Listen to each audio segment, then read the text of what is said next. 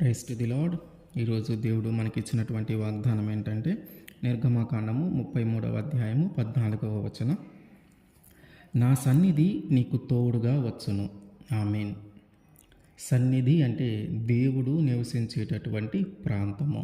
అంటే దేవుడు నివసించేటటువంటి ప్రాంతము మనకి తోడుగా వస్తుంది. అంటే సాక్షాత్తు దేవుడే మనకి తోడుగా వస్తూ ఉన్నాడని అర్థం. దేవుడు ఉన్నటువంటి ప్రాంతము మనకి తోడుగా వస్తుంది. అంటే ఆ ప్రాంతంలో కానీ దేవుడు లేకపోతే ఆ సన్నిధి మనకి తోడుగా రాదు.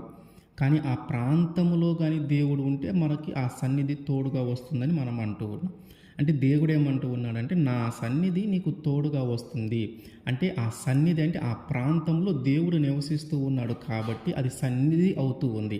అంటే సాక్షాత్తు దేవుడే మనకి తోడుగా వస్తూ ఉన్నాడని అర్థము. అయితే మరి దేవుడు ఎలాంటి విషయాలలో మనకి తోడుగా వస్తాడు? ఎలాంటి విషయాల్లో ఆయన సన్నిధి మనకి తోడుగా వస్తుంది? మనతో పాటు మనము సాధారణంగా ఆలోచించే విషయమే మన యొక్క ప్రయాణంలో. మనము ఏదైనా ఒక వాహనాలలో ప్రయాణం చేసే సమయంలో మన యొక్క ప్రయాణము ఎంతవరకైతే మనము ప్రయాణించాలో ఆ గమ్యాన్ని మనము క్షేమంగా చేరటానికి దేవుడి సన్నిధి మనకి తోడుగా వస్తుంది. అయితే అది ఒక్క విషయంలోనే కాదు, మిగతా చాలా విషయాల్లో దేవుని సన్నిధి ఎప్పుడూ మనకి తోడుగా ఉంటుంది. మన జీవితంలో ఏదైనా ఒక నూతనమైన ప్రారంభము మనము చేస్తూ ఉన్నప్పుడు ఆయన మనకి తోడుగా ఉంటాడు. ఆయన మనకి తోడుగా ఉండి మనల్ని నడిపిస్తూ ఉంటాడు. ఆ నూతనమైన ప్రారంభము ఒక వ్యాపారం కావచ్చు, ఆ నూతనమైన ప్రారంభము ఒక చదువు కావచ్చు, ఆ నూతనమైన ప్రారంభము ఒక వృత్తి ఎంచుకోవటము కావచ్చు, ఏదైనా ఒక వృత్తిలో మనం శిక్షణ తీసుకోవటము కావచ్చు. అంటే వీటిలో ఏదైనా మనము ప్రారంభిస్తూ ఉన్నప్పుడు దేవుడు మనకి తోడుగా ఉండి అది పూర్తి అయ్యే వరకు మనకి తోడుగా ఆయన సన్నిధి మనకు తోడుగా ఉండి అందులో ఆ మెలకువలు లేదా అందులో సక్సెస్ అయ్యేలాగా దేవుని సన్నిధి మనకు తోడుగా వస్తూ ఉంది. ఆ అడ్డంకులన్నీ తొలగించి వాటిలో విజయం సాధించేలాగా చేస్తుంది. అట్లాగే ఏదైనా ఒక పని లేదా ఒక సంపాదించే మార్గము మనము దానికోసం అన్వేషిస్తూ ఉన్నప్పుడు ఆ సంపాదించడానికి దేవుడు ఒక పనిని మనకు ఏర్పాటు చేస్తాడు. ఎందుకంటే ఆయన మనకి తోడుగా మనతో పాటు వస్తూ ఉంటాడు కాబట్టి. అంటే మన జీవితము సెటిల్ చేసుకోవటానికి, మనము సంపాదించుకోవటానికి, మన కుటుంబాన్ని మనము పోషించుకోవటానికి మనకొక మార్గమును మనకొక పనిని ఆయన ఏర్పాటు చేసి దానిలో మనము అభివృద్ధి చెందటానికి ఎప్పుడు కూడా ఆయన మనకి తోడుగానే ఉంటాడు. అట్లాగే మన వ్యాధులలో, బాధలలో మనం కృంగిపోతూ ఉంటే ఆయన మనల్ని చూసి దూరంగా వెళ్ళేవాడు కాదు. ఆయన మనతో ఉండి మనతో నడుస్తూ అది ఎంతటి రోగమైనా ఎంతటి బాధైనా మనలో నుంచి దానిని తీసివేసి మనకి తోడుగా నీడుగా ఎల్లప్పుడూ మనతో నడుస్తూ ఉంటాడు ఆయన. మన ఒంటరి ప్రయాణంలో మనం ఒంటరిగా జీవిస్తూ ఉన్నప్పుడు ఆ ఒంటరి పయనంలో ఆయన మనకి తోడుగా ఉండి మనల్ని నడిపిస్తూ ఉంటాడు. కొన్నిసార్లు మన బంధువులు, మన స్నేహితులు, మన తోబుట్టువులు అందరూ మనల్ని వదిలేసిన పరిస్థితిని మనం అనుభవిస్తూ ఉంటాం.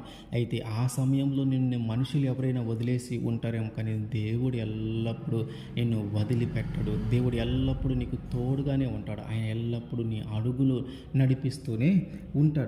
అట్లాగే మనము క్షేమంగా ఉండేలాగానే ఆయన మనకి తోడుగా ఉంటూ ఉన్నాడు. మనం ఆరోగ్యంగా ఉండాలన్నా మనకు ఆయన తోడు కావాలి. మన జీవితంలో మనం బ్రతకటానికి, ఆధ్యాత్మికంగా ఎదగటానికి ఇలా ప్రతి విషయంలో దేవుని తోడు మనకి అవసరం. ఇలా ప్రతి విషయంలో మనం పుట్టిన దగ్గర నుంచి మనం చనిపోయే వరకు దేవుడు మన జీవితంలో ఎప్పుడు మనల్ని ఎడబాయడు. ఆయన కృప ఎప్పుడు మనకి తోడుగానే ఉంటుంది. ఆయన ఎల్లప్పుడూ మనతో ఉండి మనల్ని నడిపిస్తూ ఉంటాడు. మనం చేరవలసిన గమ్యం, అది ప్రయాణము కావచ్చు, జీవితము కావచ్చు, మనము చేరవలసిన గమ్యాన్ని ఆయన క్షేమంగా చేర్చేలాగున మనకి తోడుగా ఉండి మనల్ని నడిపిస్తూ ఉంటాడు. ఆయన సన్నిధి కూడా మనకి తోడుగా వస్తూ ఉంది. ఆదికాండము 24వ అధ్యాయం 27వ వచనం. అబ్రహామును నా యజమానుని దేవుడైన యెహోవా స్తుతింపబడునుగాక. ఆయన నా యజమానునికి తన కృపను, తన సత్యమును చూపుట మానలేదు. నేను త్రోవలో ఉండగానే యెహోవా నా యజమానుని బంధువుల ఇంటికి నన్ను నడిపించెను. అబ్రహాము బహువృద్ధాప్యంలోకి వెళ్ళిన తర్వాత తన కుమారుడైనటువంటి ఇస్సాకుకి వివాహము చేయాలనే ఆలోచన చేస్తాడు. ఆలోచన చేసినప్పుడు తన ఇంటిలో పనిచేసేటటువంటి ఒక పెద్ద దాసుని పిలిపించి ఆయనతో ఒక ప్రమాణము చేయిస్తాడు. ఏమనంటే, నా కుమారుడైనటువంటి ఇస్సాకుకి పెళ్లి చేయాలి.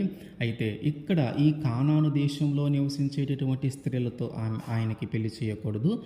నా స్వదేశమందు అంటే హరమ్న హారాయిము లేదా మెసపటోనియా అంట, ప్రజెంట్ దాన్ని అంటాం మనం.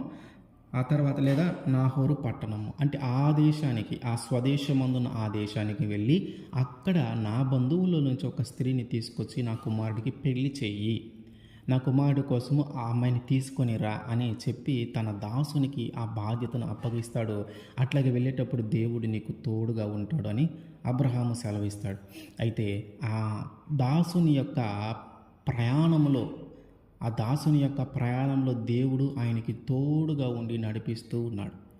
చివరిగా ఆ నాహోరు పట్టణమునికి చేరిన తరువాత ఆయన పట్టణం లోపలికి వెళ్లకుండా బయట ఒక బావి దగ్గర ఆగుతాడు. బయట బావి దగ్గర ఆగి దేవుడితో మాట్లాడుతూ ఉంటాడు. అయ్యా, నా యజమానుడు తన కుమారుని కోసము పెళ్లి చేసుకోవటానికి ఒక స్త్రీని తన బంధువుల ఇంటి నుంచి, తన స్వదేశం నుంచి తీసుకొని రమ్మని అడిగే నన్ను పంపించాడు, నాతో ప్రమాణం చేయించాడు. అయితే ఈ ప్రయాణం అంతలో నువ్వు తోడుగా ఉన్నావు. అట్లాగే ఈ పట్టణం దగ్గరికి వచ్చాను కాబట్టి ఇదిగో ఈ బావి దగ్గరికి ఈ ఊరి పిల్లలందరూ ఇక్కడికి వచ్చి నీళ్లు చేదుకొని వెళ్తూ ఉంటారు. ఈ నీళ్లు చేదుకొని వెళ్ళేటప్పుడు నేను ఎవరినైనా చూసి నీళ్లు, నాకు దాహానికి కొంచెం నీళ్లు పోయండి అని అడుగుతాను. ఎవరైతే నాకు దాహానికి నీళ్లు పోసి అట్లాగే నా ఒంటెలకు కూడా నీళ్లు పోస్తానని చెప్తారో వాళ్ళే నీ నీ కుమారుడైనటువంటి అబ్రహాముకి, ఆయన కుమారుడైనటువంటి ఇస్సాకుకి నువ్వు ఏర్పాటు చేయబోతున్నటువంటి స్త్రీ, నువ్వు ఏర్పాటు చేయబోతున్నటువంటి భార్య అని ఒక దేవునితో మాట్లాడుతూ ఒక సూచన అడుగుతూ ఉన్నాడు ఈ పనివాడు, ఈ పెద్ద దాసుడు. అప్పుడు వచ్చినప్పుడు అక్కడికి రిబ్కా వస్తుంది. ఆ రిబ్కా వచ్చినప్పుడు ఆమెను అడుగుతాడు, కొంచెం దాహానికి నీళ్ళు పోయమ్మా అని. ఆమె చెప్తుంది, నీకు దాహానికి నీళ్లు పోస్తాను, అట్లాగే నీ ఒంటెలకు కూడా నీళ్లు పోస్తానని చెప్తే అప్పుడు ఈయన ఒక్కసారిగా దేవునికి నమస్కారం చేస్తూ, దేవుడు నా ప్రయాణమును సఫలము చేశాడు, నేను ఎక్కడికైతే చేరాలో అక్కడికి దేవుడు నన్ను చక్కగా నడిపించాడు, ఆయన నాకు తోడుగా ఉన్నాడు, ఆయన దూత నాకు తోడుగా ఉండి నేను ఎక్కడికైతే చేరాలో అక్కడికి నన్ను చేర్చాడు అని ఆయన దేవునితో మాట్లాడుతూ ఆనందంతో, సంతోషంతో మాట్లాడుతూ ఉంటాడు. అంటే మన ప్రయాణము ఏదైనా సరే, మనము చేరవలసిన గమ్యము ఏదైనా సరే, ఆయన ఖచ్చితంగా మనకు తోడుగా ఉంటాడు. మనం ఒక మంచి పని చేయటానికి కానీ మనం పూనుకుంటే ఆ పని ఖచ్చితంగా దేవుడు మన చేత చేయిస్తాడు. ఆయన మనకి తోడుగా ఉంటాడు మన ప్రయాణంలో. అట్లాగే మత్తయి సువార్త 2వ అధ్యాయము 9వ వచనం, వారు రాజు మాట విని బయలుదేరిపోవచ్చు ఉండగా ఇదిగో తూర్పు దేశమున వారు చూచిన నక్షత్రము ఆ శిశువు ఉండిన చోటికి మీదుగా వచ్చి నిలుచు వరకు వారికి ముందుగా నడిచెను. యేసుక్రీస్తు వారు యూదా దేశములోని బెత్లెహేము అనే ఒక గ్రామంలో జన్మించాడు. అయితే ఈ విషయము తూర్పు దేశపు జ్ఞానులకి ఎలా తెలిసిందా అంటే, ఒక నక్షత్రము వారికి దారి చూపిస్తూ ఉంది. ఆ దారి చూపిస్తూ యూదా దేశంలోనికి తీసుకుని వచ్చింది నక్షత్రం. అయితే వీళ్ళు ఆ దేశాన్ని పరిపాలించేటటువంటి రాజు అయినటువంటి హేరోదు దగ్గరికి వెళ్ళి విషయం చెప్పారు, ఇక్కడ లోక రక్షకుడు పుట్టాడు, ఆయన ఎక్కడున్నాడు తెలపండి అని. ఈయన హేరోదు ఆల్రెడీ అక్కడ ఉన్న వాళ్ళందరినీ చంపాలని, ఆ చిన్నపిల్లలందరినీ, ఎవరు మగవాళ్ళు అనేవాళ్ళు బ్రతకకుండా చేయాలని, లోకరక్షకుడు పుట్టాడు, ఆయన వల్ల నేను కూడా చనిపోతానేమో, నా పదవి కూడా పోతుందేమో అనే ఆలోచనతో వాళ్ళందరినీ అంటే చిన్నపిల్లలందరినీ చంపాలని ఆదేశాలు ఇచ్చి ఉంటాడు. అప్పటికి ఎవరికి తెలియల, అంటే ఆ ఎవరు అనేది ఇంకా హేరోదుకి తెలియల, ఆ రాజుకి తెలియల.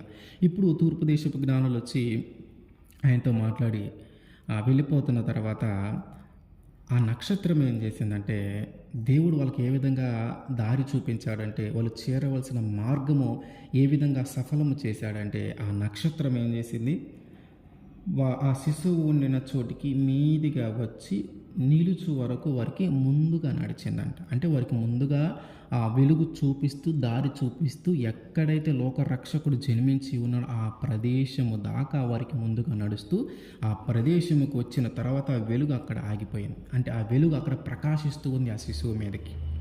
వాళ్ళప్పుడు కనుగొన్నారు ఈయన లోకరక్షకుడు అని.